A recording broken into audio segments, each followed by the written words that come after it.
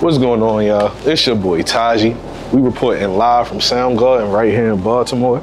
I'm here with my dog King Midas. And look, man, this is for the record. So we just want to kind of know, you know, what inspired you, whether it's music, movies, fashion, culture. Okay. Cool with that? I'm cool with it, for sure. Cool, let's get into it, man. Okay. Look, man, talk to me, like, what area are you from? Where you grow up at? All right, well, you can call me like a real Baltimore native, right? I really came from like literally everywhere. So the first where we started out is like Old York. You know, Old York and Cater, all right? That's over east. When my family got more established, we moved to like over west, which is Springdale, like the Garrison area, right? So, and then from there, we just kept moving, you know what I mean? So I'm really everywhere. Baltimore County, Pikesville, Owings Mills, like I know people from everywhere, bro. Right, you know, sure. so, and family everywhere, you know what I mean? So yeah, only place I really can't say that I really truly lived was in this area, downtown. Right. Gotcha. The Fells Point, and you know what I mean? So yeah, so, but yeah, man, Baltimore is like really entrenched in me. I mean, it's in me, full and through and through, you know? Absolutely, and you know, you're very big on family, right? Super big on family. If I'm not mistaken, they kind of like influenced you to play instruments growing up, right? Oh, for sure. Yeah, how did that come about? That came about through my dad, right? As growing up, we went to church with my dad and my mom, right? And my dad played keyboard first. He was the church keyboardist. So he taught me like 4 chords, like 4 chords that really they were in every song. They're like 4 chords in every song. It's just different keys, right? And he taught me those main 4 chords, and I just ran with it. I just ran with it. So like with those 4 chords, I would find the passing chords in between those chords. So just to get to the next chord he would teach me, it's like other jazzy, like passing chords that you could do. You know what I'm saying? Arpeggios and stuff to break the chords up and everything. Just you know, I started with my dad, bro. Like watching him. He pulled me over and taught me those chords, and then once I got like confident enough to actually, you know, move on my own, he was like, yo, start playing in church.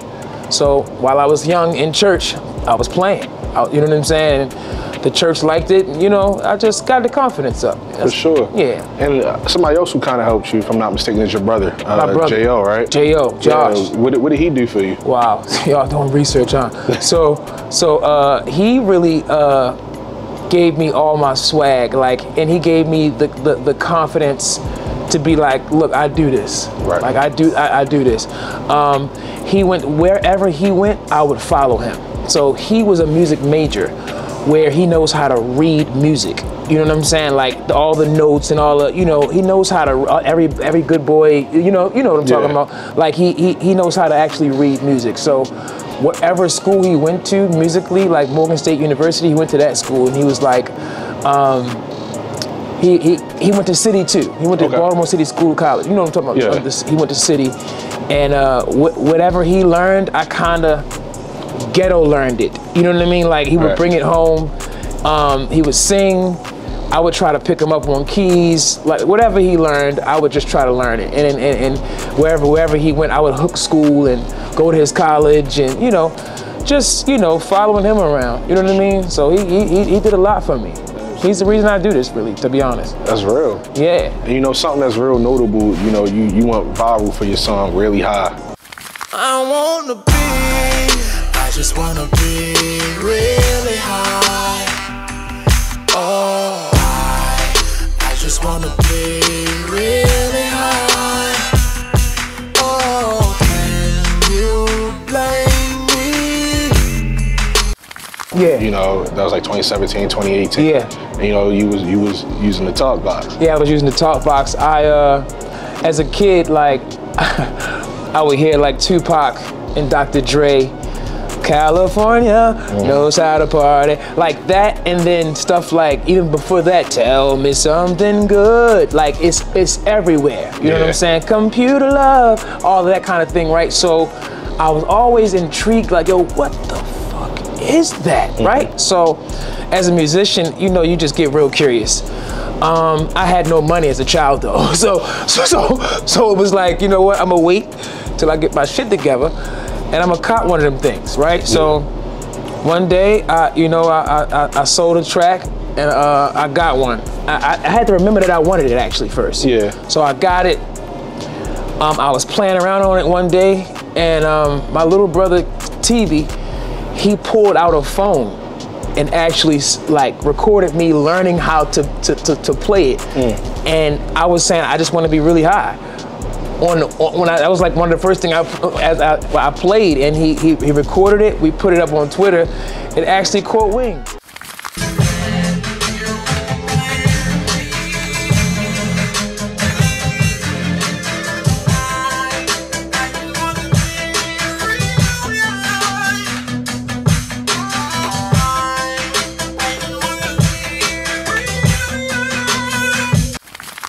So people was liking it, like, yo, that's crazy, da, da, da, da. And we're in this age and time where the real music is not really like people who know how to play it, they're not appreciated like that these days. For sure. You know what I mean? The music is more microwavable, you know what I'm saying? So me, I capture people's attention by having a tube in my mouth and playing and making it sound futuristic. And so the kids are like, yo, what the hell is that? You know what I'm saying? So it goes viral, and then I'm like, you know what, I'm gonna capitalize on this, right? Really high, okay, they like this, so I actually made the song to it. And I tried to make it identical to what went viral, you know what I'm saying? And so that caught wings too. It was like, okay, you doing what they like, okay, cool. Before you know it, 1 million spins, and it's just going crazy, you know what I'm saying? So I have nobody to thank but actually my brother, who pulled out his phone immediately, was like, yo, that's crazy, dummy, what's going on, right? And then I have the people to thank because they showed that they loved it, right? And I just jumped right on it, like, okay, hot fire, like just, you know what I mean? Shot a video to it, and it just did well. For sure. It did well in the city. Something you said earlier, you know, that stuck out to me was you're a real, true Baltimore native, right? Yeah. That kind of follows up with, you know, your band, The Natives. The Natives, yeah. Yeah, how did that form? Talk to us about it. That formed through, like, people being like I have like core following, right? I have people that feel me for me. And they be like, yo, I like this cat. I like the way he dresses. I like his music. He's true to it, but he's not soft with it. He's still a man about it. Like, it's, you know, that following, I try to search them out, and I try to have a relationship with them. So the band is actually people that are started out as like followers, fans of me, you know what I mean? Supporters, not fans, but supporters of me. Right. So I lock in with them, I hit them up, hey, what's up with you, where you from? The girl Lo, she's from Park Heights. Lee, she's from like the Glen Burnie area, you know what I'm saying? So I would meet up with them sometimes before we had the Natives. Right. And I would go to them and they would be singing my songs. Like just singing the hell out of them, harmonizing them even better than I can do, right? So I'm like, yo, what the hell is going on? I gotta do something. I kind of owe these people, like the way they're singing my stuff. You know what I'm saying? So I just was like, you know what? Let's do something. Let's start a band. Like, let's just start a band. It was them, and then my brother told me about the bass player that I have now. His name is Stitch. And so, you know, it all just became organic. You know, one rehearsal, we was like, yo, we're just gonna call ourselves the Natives. And that's what that was, like, you know what I mean? Just being all of us being Baltimore natives, you know what I mean? And having Native American background, you know what I mean? So we just was like, you know what, we're gonna call ourselves the Natives. This works. Let's start gigging. Let's start just having a ball, and that's just what it is. The clothing line comes from there and everything. So yeah, man. Let's get into your clothing line, man. That's a unique aspect about you, you know. Yeah. The Natives, man, clothing brand. Yeah. Talk to us about it. It really just came off of us trying to corner the market and push our brand as much as we could. Before you know it, like, we're getting mad, like, you know, requests for these hats and stuff. So we like, you know what, golly. You know, and so that's how it came about. We just started saying, okay, we got a clothing line. Then came T-shirts, and then came, you know what I mean? It was just stuff that just could, you know, we could sell and make ourselves tangible to the people. For sure. You know what I'm saying? So yeah. Absolutely. So look, man, we kind of got to know, you know, some background history about you. Yeah. Let's walk around the store and see if you see anything you like. All right? Yeah, for sure. Let's do it. Let's do it.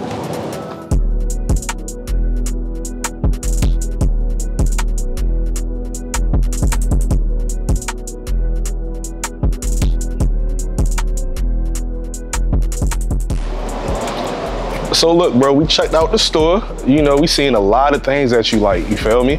Yeah. So let's talk about, you know, what you got in your hand. What you pick up? All right. So in my hand, we're gonna start with Outkast, Stank on Ya, and these cats really like are pivotal in my life because they gave me the confidence to just be the hell out of myself. Like, if I feel like wearing, you know, a mask today, I'm gonna wear a mask today, and you know what I mean? If I feel like, you know, wearing purple, like the identity. Right. Not only that, they had a lot of swag and bangers. Like on the Stank On Ya album, they got two joints on here that went crazy, and that was So Fresh and So Clean. I know y'all know about that, right? And then Miss Jackson. Right. Pivotal jobs, right? Yeah. The whole album is crazy, but I'm just giving that to just so that we can relate. You know what I mean? Right. But as far as these guys, they kept you being you. Yeah. If you ask me, you know what I'm saying? Yeah.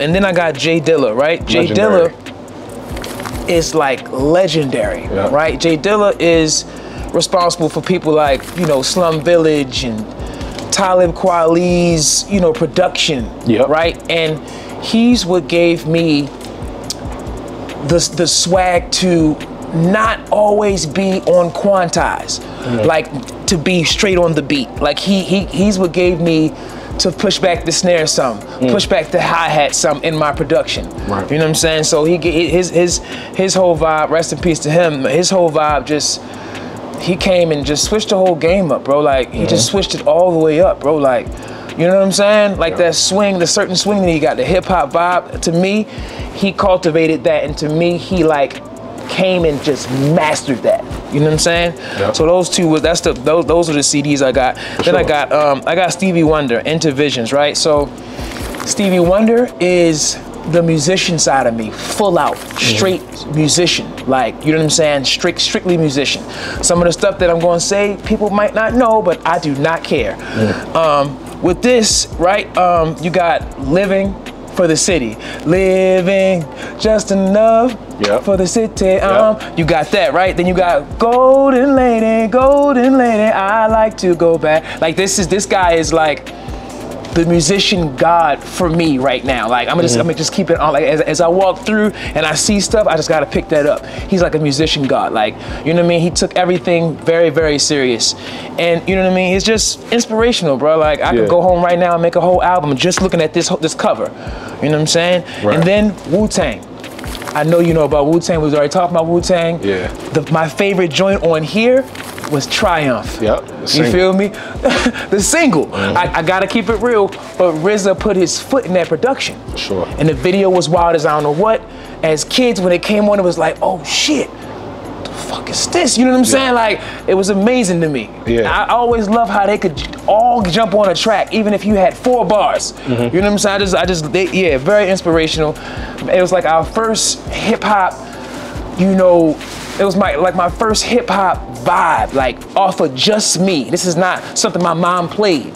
Right. You get what I'm saying? This was something that came on a box or some shit like that, and you was feeling it. Not your mother playing it, not your father playing it. It came on and you was like, oh, I like this as a kid. You know what I'm saying? Yeah. So yeah, that was these 4 kind of like, I would say they wrap up my childhood. You know what I mean? There's something else I want to speak about. I'm not picking this up. It's a little too heavy. But you know, the story of Quincy Jones, you gravitated towards that. That's something that kind of like embodies you. You know what I mean? Like the all around artistic approach. Yeah. You know, let's talk about the importance of Quincy Jones to you. All right. So the importance of Quincy Jones is that he probably made music that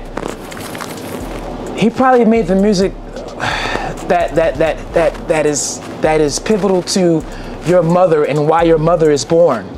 Like, you know what I'm saying? Like, the music that he's made is, I'm looking at everybody in here, he's probably the reason that some of us are actually in here right now. The music that he made, you know what I'm saying? Right. As far as Quincy, he's a producer. Well, he's of course he's a horn player. A lot of people don't know that he's a horn player, right?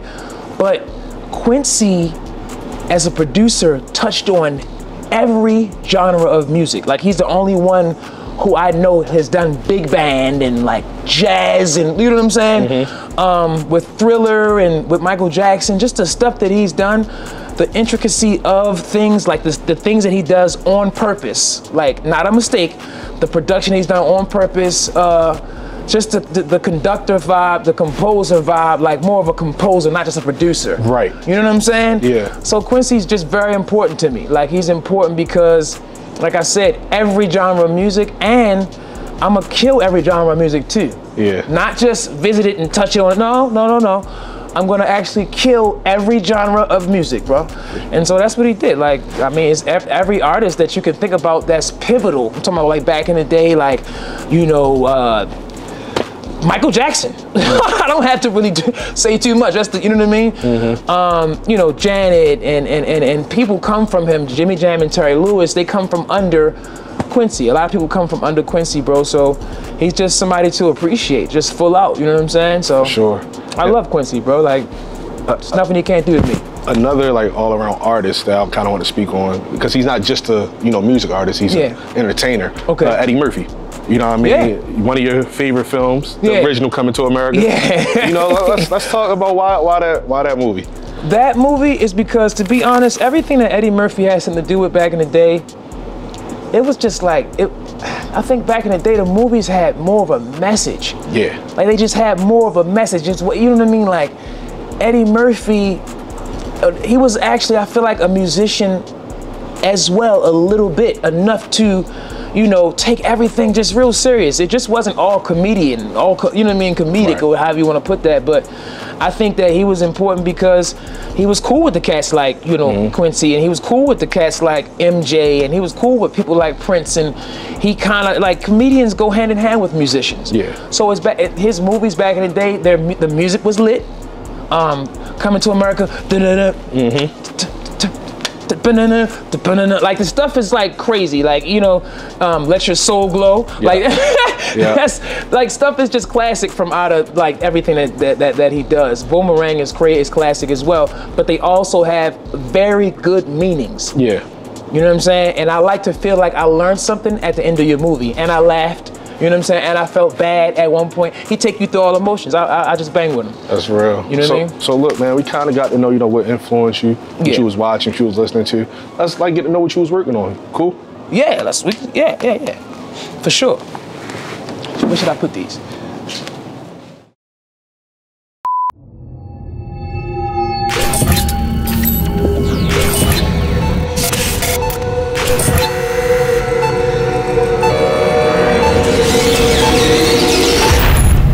Yes, sir. It's time for that film fortune. My dog King Midas, man, you know, he fucked with Coming to America, but now he got $20 to come to Soundgarden, pick out a couple moves that he would take home. He got 3 tiers though. He got $10 tier, $5 tier, and $1 tier. Let's see what he choose. All right, I got $20. Let me see. All right, Coming to America, Get Out, The Wood. Okay, pause. State Property, that's $8. Fresh, that's $13. All right, take Fresh away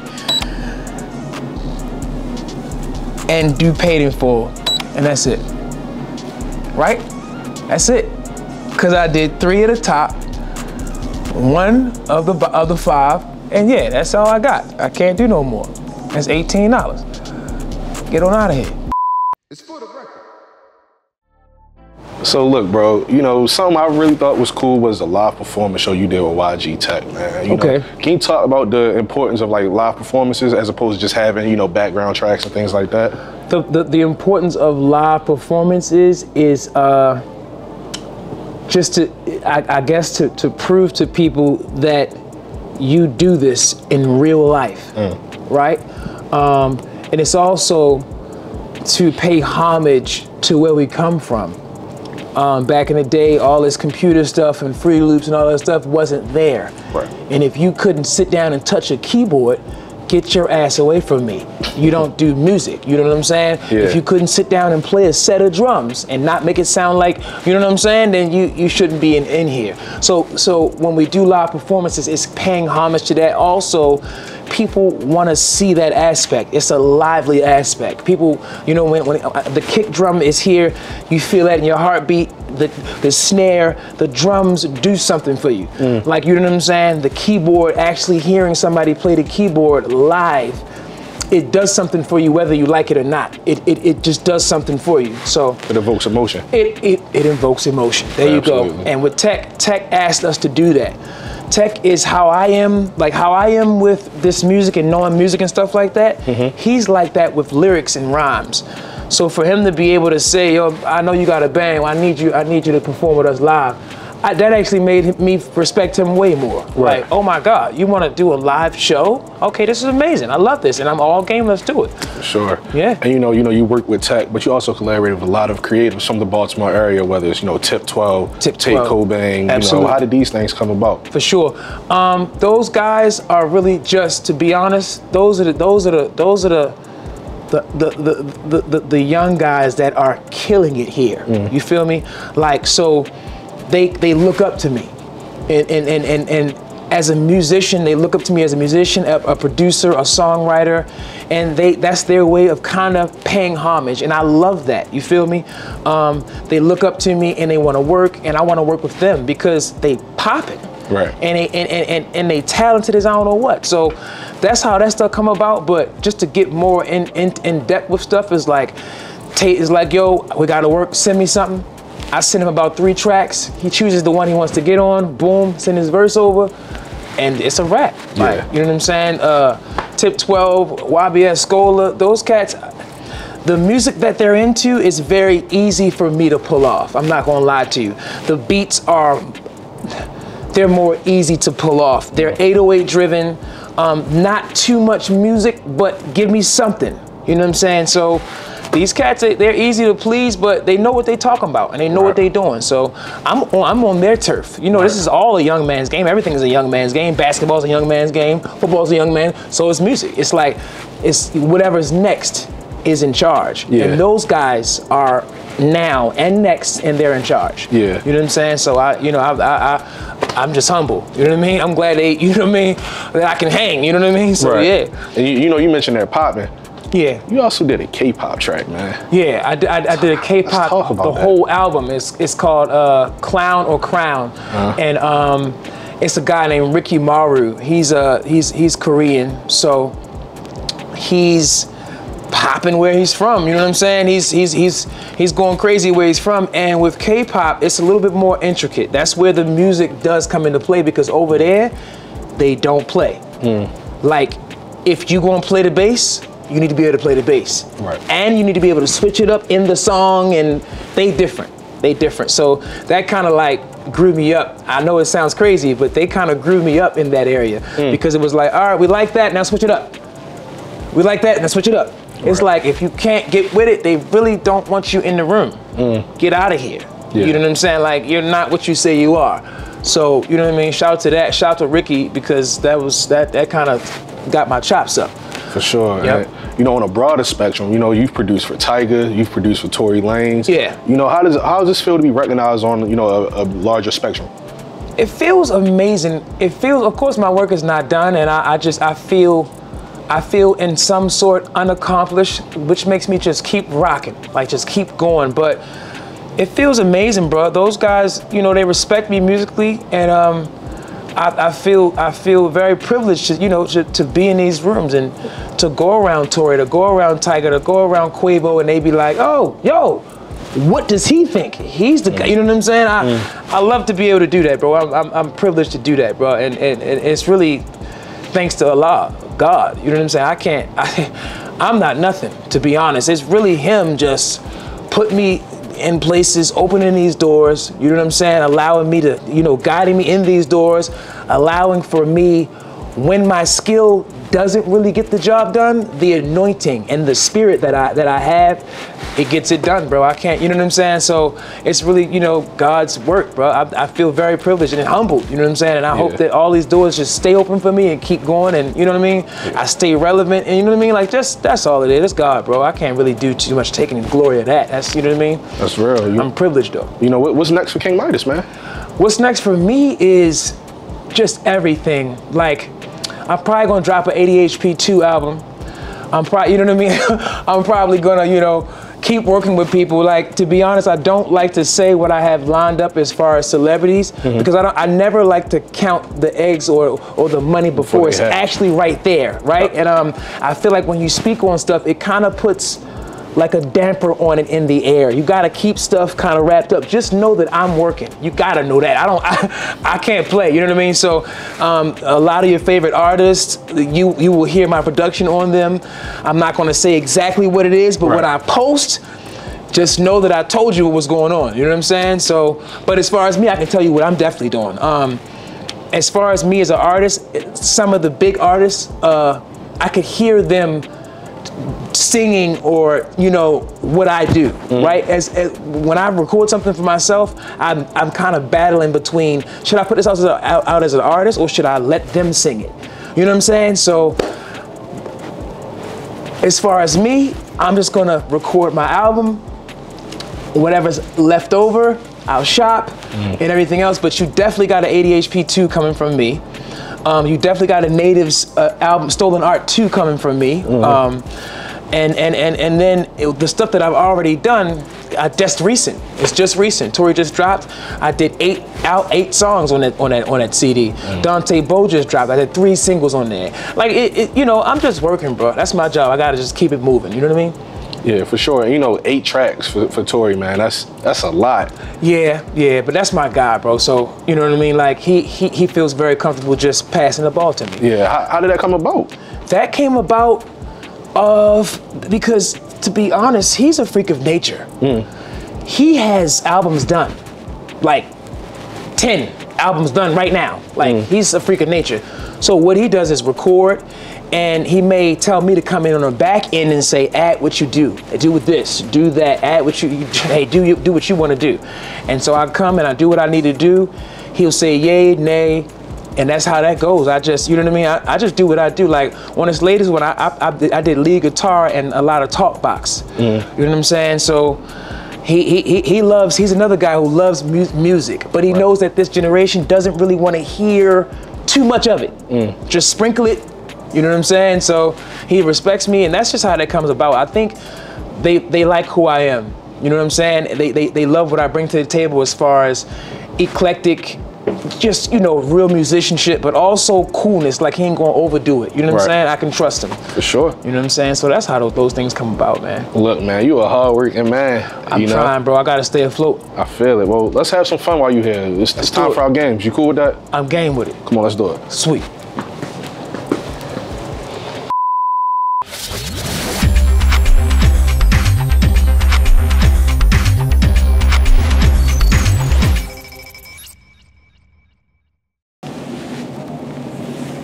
This is King Midas, and this is Quick Fire. All right, so let's get right into this. Favorite instrument? I would say keyboard.